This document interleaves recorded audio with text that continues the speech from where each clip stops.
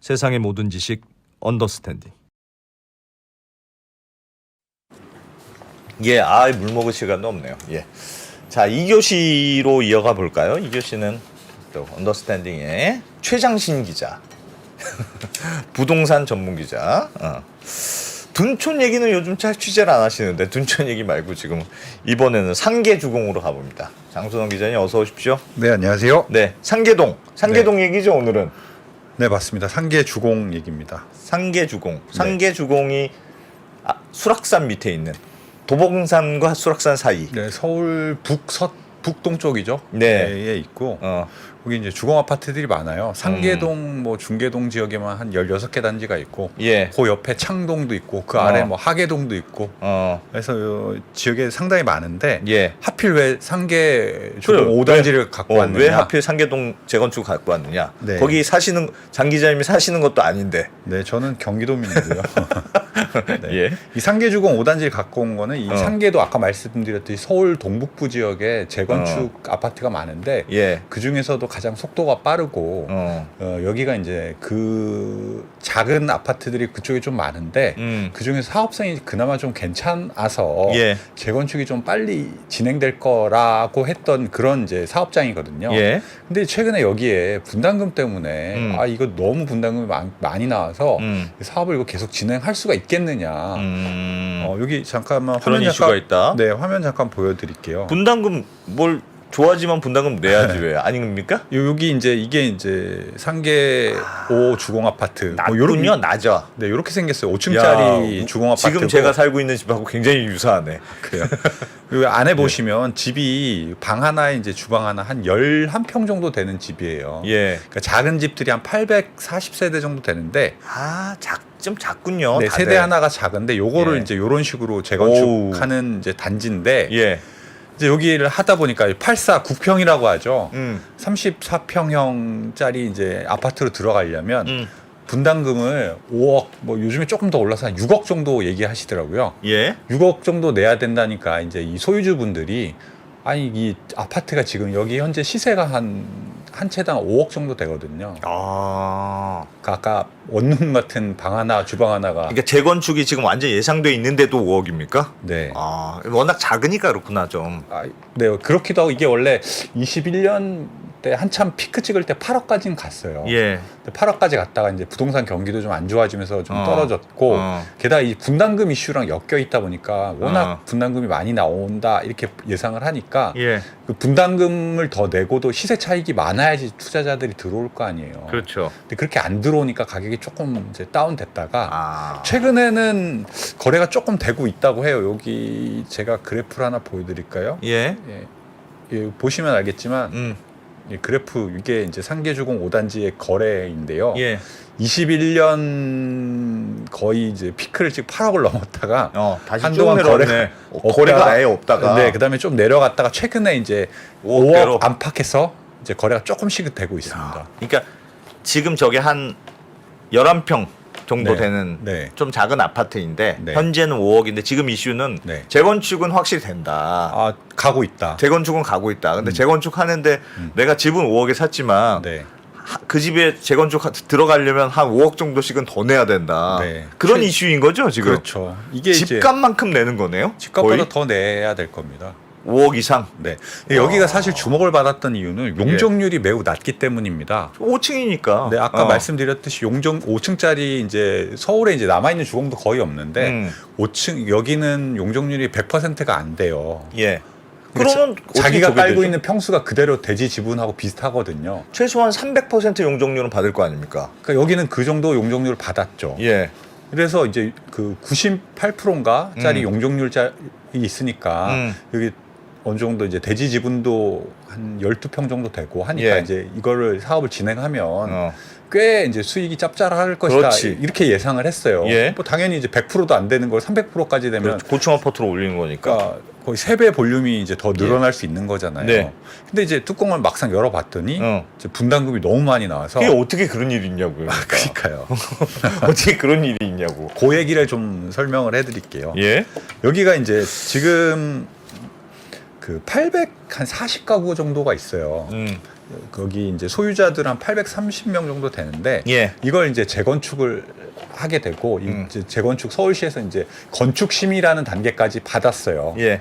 그래서 지금 이걸 996가구인가로 이제 짓기로 했는데 아까도 말씀드렸듯이 용적률이 이제 거의 100% 안 돼서 안 되다가 이제 300% 정도로 갔으니까 예. 그러니까 지을 수 있는 건축물의 양이 거의 3배 정도가 된 거잖아요.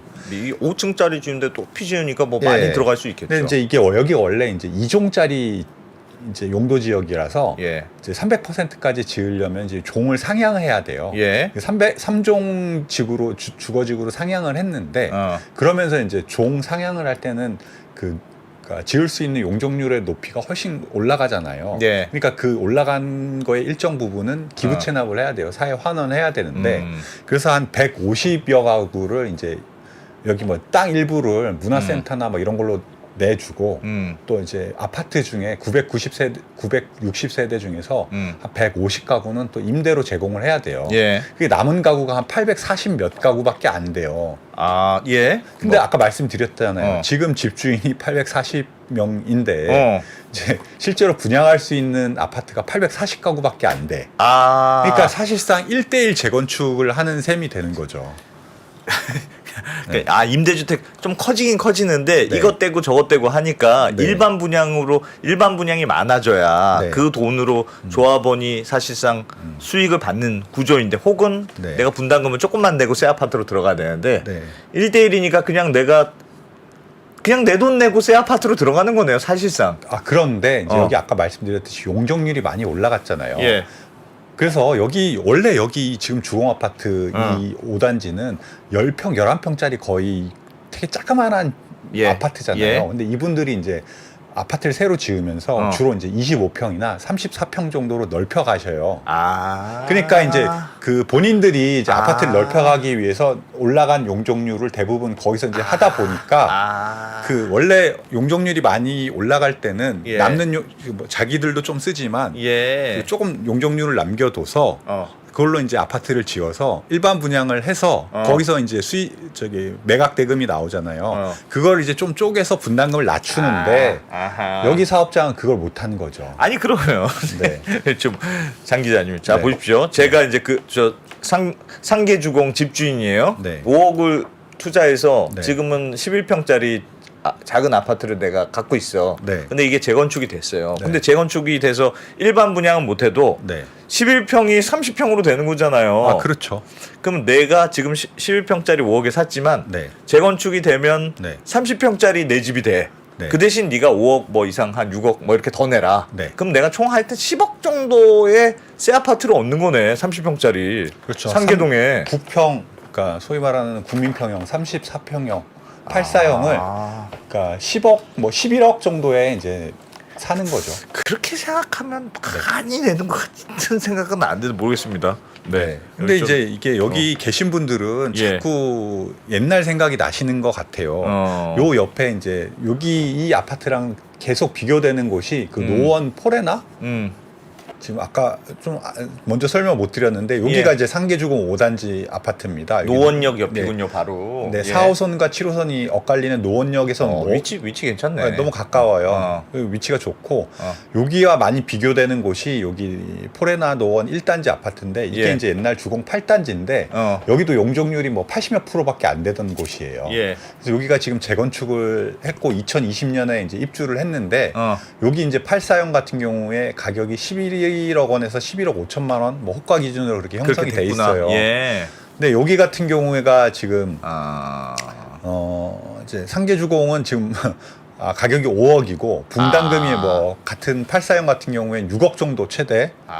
이걸 더 지금 현재 하니까 기준으로 한 6억 정도를 내야 되는데 크게 남는 게 없다는 뜻이구나. 그렇죠. 남는 게 없는데 사실 여기 포레나 노원 1단지 같은 경우에는 예. 84형 같은 경우에 이제 분담금을 한 3억에서 3억 5천만 원 사이에 내셨다고 해요. 저건 건축을 언제 했는데요? 그러니까 20년, 그러니까 17년, 18년 이때 했겠죠.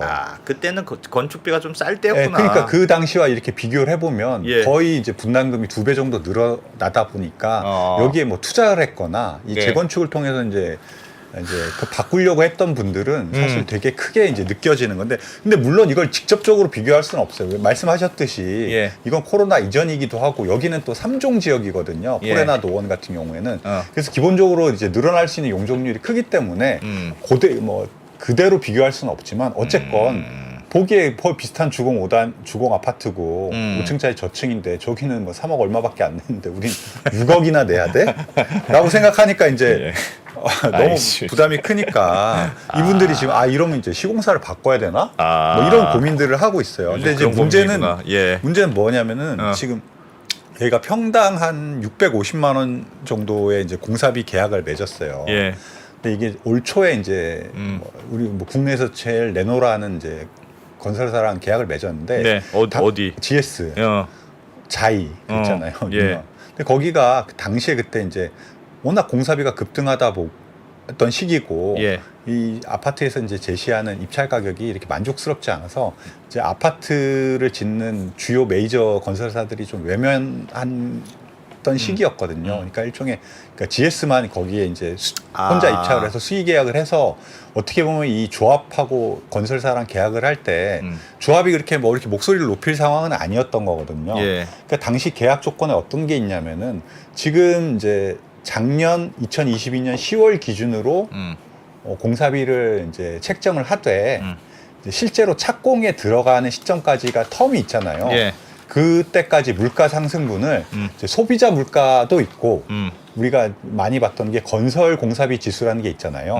최근에 건설 공사비 지수 같은 경우에는 뭐 2년 사이에 한 30% 정도 많이 올랐을 거죠. 네, 그 건설 공사비 지수가 있는데 예. 실제로 착공하는 시점까지 오른 물가, 소비자 물가와 건설 물가 지수를 이제 가중 평균 내서 그 중간 정도의 물가를 이제 반영하기로 이제 계약을 맺었어요. 그러니까 지금 650만 원이지만 예. 예를 들어서 지금 뭐 이주도 해야 되고 철거도 해야 되고 실제로 착공하려면 시간이 꽤 걸리잖아요. 그럼 더 올라갈 수도 있다? 그러니까 3, 4년 정도 더 기다릴 수 있는데 그러면 이제 공사비가 더 올라갈 수가 있는 거죠. 그렇죠. 그렇게 되면 뭐 예를 들어서 이제 그냥 가정인데 10%만 올라간다고 해도 얼마입니까? 그러니까 거의 뭐 지금 분담금이 공사비로만 한 3, 4천만 원 이상 더 이제 추가 부담이 할 수 있으니까. 예. 그러니까 이제 실제로 여기 계신 분들의 이제 느낌은 좀 더 다를 거죠. 야, 이거 이러다가 뭐 한 7억 뭐 이렇게까지 늘어나는 거 아니야? 이렇게 생각하실 수도 있죠. 그러니까 지금 물가, 지금 건축비 수준으로 계산했을 때 분담금이 한 6억 정도인데 네, 5억에서 6억 정도. 5억에서 6억 부평 정도인데 기준으로. 네. 지금 이 분위기 올라가는 거 보니까 이게 더 올라갈 수도 있겠네. 네. 그럴 수 또 있는 상황이죠. 그렇게 올라가면 또 집값도 또 같이 올라가지 않을까요? 그러니까 집값이 올라가면 사실 이거는 뭐 해볼 만한 게임인데 예를 약간 들어서 불안불안하구나. 집값이 더 안 올라가면 집값은 안 올라가고 건축비만 건축비가 올라가면 올라가면 그 소유주들이 가질 수 있는 이제 이익이라는 게 계속 예. 줄 수가 있잖아요. 그렇죠. 그리고 현재 지금 가장 벤치마크가 되는 바로 옆에 있는 그 포레나 노원 1단지 아파트가 예. 11억 원이에요. 지금 네, 이제 여기 뭐 분담금이 5억에서 6억이고 현재 가격이 5억이니까 뭐 10에서 11억인데 좀 싸게 해도 10억이잖아요. 예. 좀 더 오른다 그러면 11억이고 그러면 이제 시세 차익이 없는데 물론 여기가 노원역에서 훨씬 더 가깝고 이제 앞으로 새 아파트가 되면 여기보다는 좀 비쌀 수 있겠지만 생각하기에 이제 마진폭이 너무 그러니까 크지 않다 이렇게 생각하니까 이런 상황에서 우리가 재건축을 진행했다가는 되레 이제 이익이 남는 게 아니라 뭐 손실을 볼 수도 있는 거 아니야? 라는 생각을 할 수 있는 그런 타이밍인 거죠. 요즘 건축비가 올라가는 데가 많을 텐데 네. 상계동뿐 아니라 다른 데도 이런 사례가 많겠군요. 최근에. 거의 뭐 사실 건축비라는 게 뭐 상계동 건축할 때만 비싸게 받고 그렇지. 네, 그렇지. 저쪽에 뭐 부가연동 건축할 때 싸게 받고 그러진 않잖아요. 어. 비슷비슷하게 올라갑니다. 서울시의 전역이 이 정도 공사비가 되고 이 상계동, 뭐 하계동, 중계동, 뭐 창동 여기 재건축할 때도 아마 그 정도 가격이 형성이 될 거예요. 그래서 사실 여기만의 문제는 아니고 네. 제가 지난주에 설명해드렸던 부가연 거기도 뭐 공사비가 한 750만 원인가 정도 했으니까 예. 뭐 크게 차이가 있는 건 여기 조금 그때보다는 좀 싸게 했지만 거긴 이제 착공이 들어가는 가격이 750이고 예. 여기 착공 때까지 좀 시간이 남아 있으니까 가격은 어느 정도 비슷해질 겁니다. 근데 여기 같은 경우 상계동 요 지역이 좀 문제가 뭐냐면은 이제 재건축을 하려고 하면 이제 좀 땅이 좀 용적률이 낮고 평수가 좀 커서 이제 재건축을 하더라도 뭐 야 우리 원래 지금 한 30평대 살고 있었으니까 그냥 재건축해도 그냥 30평대 해도 되고 남는 용적률은 뭐 일반 분양해서 팔아서 우리 좀 분담금을 낮추자라는 이제 솔루션이 있어야지 이제 재건축이 활발하게 되는데 예. 이 동네는 평균적으로 작아요 아파트들이. 예. 용적률도 뭐 한 200% 가까이 되는 곳들이 많이 있기 때문에 예. 그 용적률을 뭐 300% 정도 지금 이제 서울시에서 가장 올릴 수 있는 게 300%잖아요.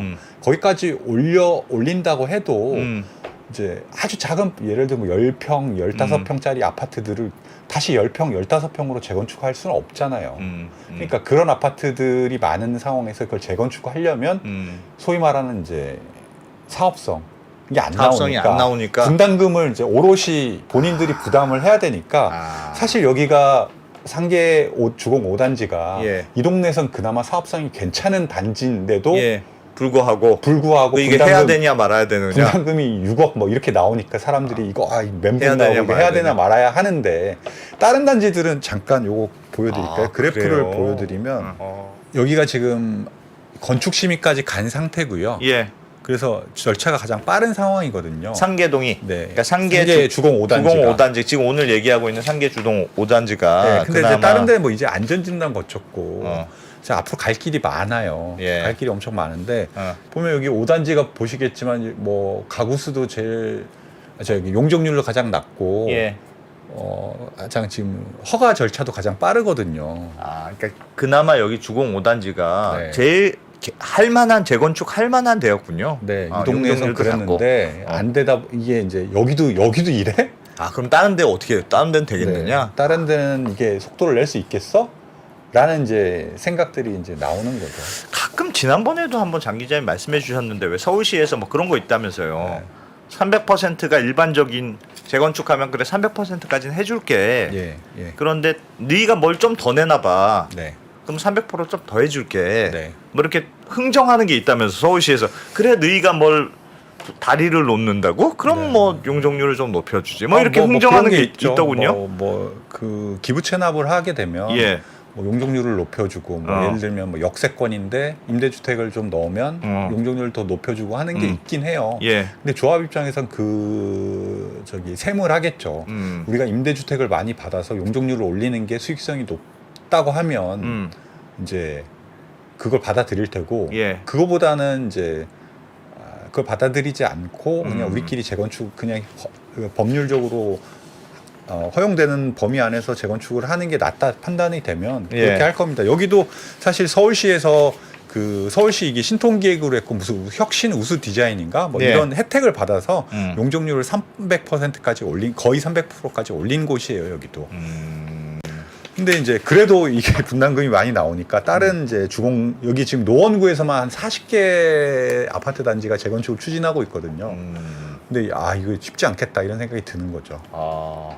이게 지금 여기 뭐 상계동도 그렇고 일기 신도시도 그렇고 뭐 일산이라든지 뭐 네. 분당, 평촌 이런 곳들이 다 예. 비슷비슷하거든요. 용적률이 거기는 더 심하겠죠. 뭐 용적률이 200% 정도 안팎에서 이제 형성이 돼 있는데 있고 예. 조금 더 높이는 건데. 네, 그러니까 이제 소위 말하는 사업성이 잘 안 나오니까 이제 윤석열 정부에서도 이제 처음에 이거 재건축은 해야 되는데 예. 그냥 도서는 잘 안 될 것 같다고 해서 뭐 소위 일기 신도시 뭐 특별법을 만들어서 네, 뭐 그렇다면서요. 예, 지금 이제 법률을 준비는 하고 있긴 한데 조금 더 준다. 그러니까 네 사업성이 너무 안 나오면 아예 시작을 안 할 것 아예 같으니까. 그냥 통으로 계획을 세워서 뭐 용적률이라든지 도로라든지 뭐 학교 뭐 이런 것들을 조금 더 면밀하게 반영을 해서 예. 특별법을 만들어서 해준다고 하는데 뭐 결국은 여기 용적률을 얼마나 높여줄 거냐 뭐 사실 그 문제를 예, 기결이 예. 될 텐데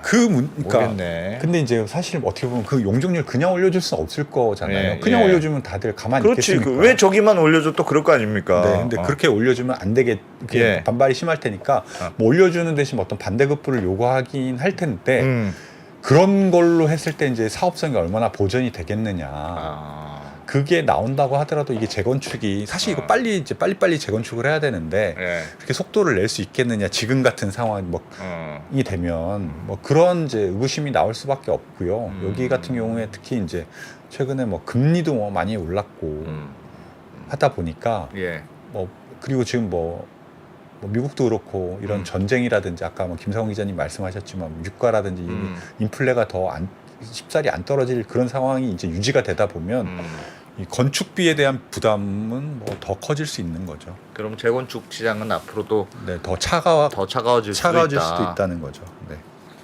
그 300% 용적률은 무슨 룰입니까? 왜 항상 300%예요? 뭐 국가에서 그렇게 그냥 300% 용도 지역에 300%가 마음에 들었을까요?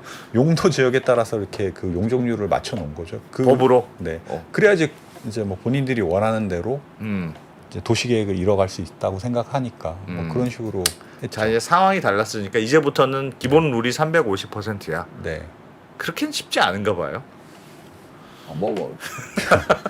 따라서 뭐 그렇게 만들 수도 있을 것 같아요. 좀 유연하게 할 수는 있을 것 같은데 네. 이제 그게 가장 중요한 게 이제 그렇게 됐을 때는 이제 형평성의 문제들이 형평성도 있고 있을 교통량도 거고, 늘어나고 교통량도 늘어나고 여러 가지. 학교 뭐 이런 것들이 학교도 늘어나고 그렇지. 중첩적으로 어우러져 있으니까 그거를 그냥 마냥 올려주기만 하기는 쉽지는 쉽지는 않겠죠. 않고. 네. 아, 이게 꼭 상계동 주민들 문제만이 아니고 네. 자꾸 건축비가 올라서 네. 재건축도 뭐 또 너무 활발하면 문제입니다만 또 어느 정도는 새 집으로 자꾸 또 좀 바꿔줘야 되는데 네. 그것도 좀 앞으로 여러 가지 고민들이 있겠네요. 네. 상계동, 와, 나는 여기 대박이다.